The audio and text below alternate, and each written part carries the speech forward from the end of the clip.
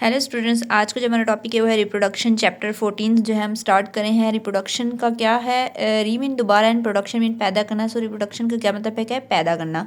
सो इसको डेफिनेशन देखें, the production of individual of the same species the next generation of species. ठीक है, कोई भी यहाँ पे क्या है कि जनरेशन को आगे बढ़ाने के लिए, स्पीशीज़ की जनरेशन को आगे बढ़ाने के लिए उस स्पीशीज़ के जो इंडिविजुअल है वो रिप्रोडक्शन करते हैं ताकि जो है उनकी नस्ल आगे बढ़ सके। ठीक है, नस्ल को आगे बढ़ाने के लिए रिप्रोडक्शन की ज़रूरत होती है। While it is one of the most fundamental characteristics of living things. तो ठीक है, ये लिविंग थिंग्स की एक खास किस्म की कैरेक्टरिस्टिक्स है। It is not an essential life process. ठीक है, ये ज़िंदगी के लिए ज़रूरी नहीं है, ज़िंदगी जिंदा रहने के लिए ज़रूरी नहीं है। ठीक है, अब यहाँ पे है कि वाई रिप्रोडक्शन नीड इंडिविजुअल। ठीक है, अगर हम इंडिविजुअल लेवल पे बात करें कि इंडिविजुअल कैन सर्वाइव और लीव विदाउट रिप्रोड्यूसिंग। ठीक है, एक जो इंडिविजुअल जो है वो सर्वाइव कर जाता है और जिंदा भी रह सकता है रिप्रोडक्शन के बगैर। ठीक है, अगर जो है वो रिप्रोडक्शन उसने नहीं की, रिप्रोड्यूस नहीं है, तो वो इंडिविजुअल जो है वो मर नहीं जाएगा, वो जिंदा रहेगा।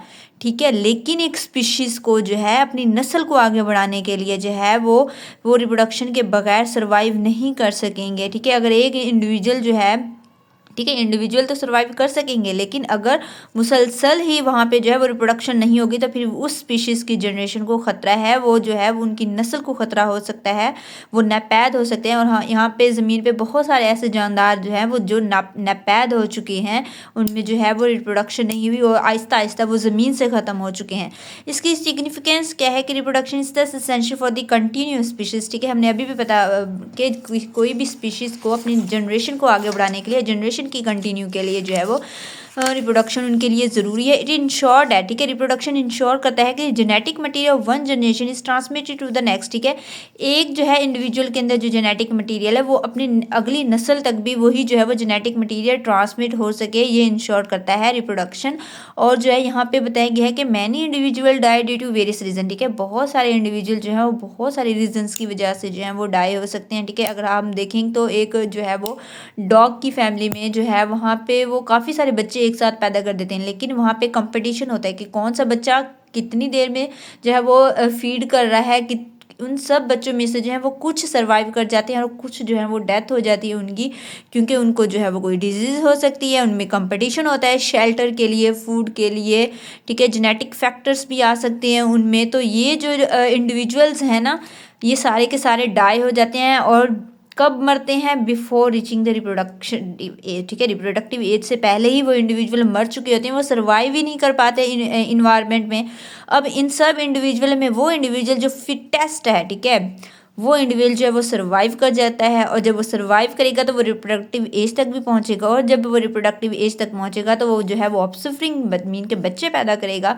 और वो जो बच्चे पैदा करेंगे वो भी फिटेस्ट होंगे, मीन्स के इस फिटेस्ट इंडिविजुअल के अंदर जो जेनेटिक मटीरियल था उसने जो है वो अपने नेक्स्ट जनरेशन तक भी वो जेनेटिक मटीरियल पहुँचाया। इसका मतलब कि इनके अंदर जो है वो गुड जेनेटिक मटीरियल था, और इन इंडिविजुअल के अंदर जो है वो अच्छा जेनेटिक मटीरियल नहीं था। इनके अंदर जो है वो कुछ जीन्स ऐसे नहीं थे जो कि किसी मुख्तलिफ किस्म की बीमारियों से लड़ सके, कमज़ोर थे।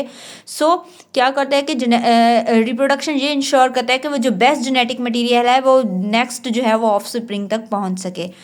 इसके अलावा इट इंश्योर दैट दी यही है कि advantages characteristics are transmitted to the next generation. इसके पास कुछ ऐसी करेक्टरिस्टिक्स होंगी जिसकी वजह से वो इन्वायरमेंट में सर्वाइव कर गया और वो जो करेक्टरिस्टिक है वो उसने अपनी नेक्स्ट जनरेशन तक भी पहुंचाए। अब जो है हमारी बुक में रिप्रोडक्शन की टाइप्स बताया गया है कि 2 टाइप्स की होती हैं, ए sexual reproduction and sexual reproduction. हम जो है वो 1 बाय 1 पढ़ते हैं, डिटेल में हम आगे पढ़ेंगे। ए सेक्सुअल रिप्रोडक्शन, ठीक है, बायोलॉजिकल टर्म में ए का मतलब होता है not. So a sexual reproduction mean not sexual reproduction, इसके अंदर सेक्सुअल रिप्रोडक्शन नहीं होती।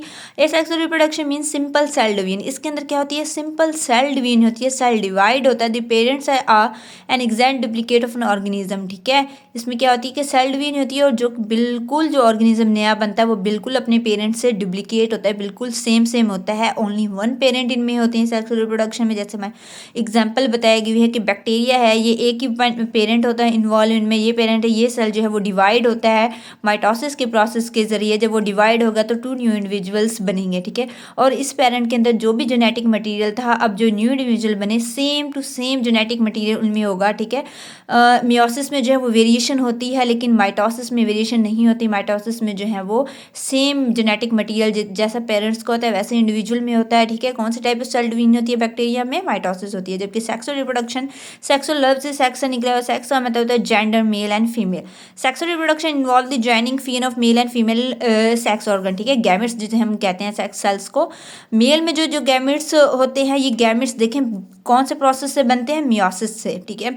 मेल एंड फीमेल में गैमेट्स होते हैं, और मेल में जो गैमेट होता है उसे हम स्पर्म कहते हैं, और फीमेल में जो होता है एग कहते हैं। दोनों हप्लाइड होते हैं। इनके फ्यूजन से जो सेल्स बनते हैं जिसे हम जाइगोट कहते हैं, वो डिप्लाइड होता है। अब इस जाइगोट के आगे जो है वो फर्दर माइटोसिस होती है, और एंड देन जो है फूल जो है वो इंडिविजुअल जो है वो बनता है, बेबी हमारा। सो सेक्सुअल रिप्रोडक्शन, इस सेक्सुअल रिप्रोडक्शन में जो है यही कुछ है। डिफरेंस भी हमारे बुक में जो है वो पूछा जाता है। सो ये आज का हमारा टॉपिक था, इंट्रोडक्शन। हम लोगों ने जो है वो रिप्रोडक्शन के बारे में पढ़ा था।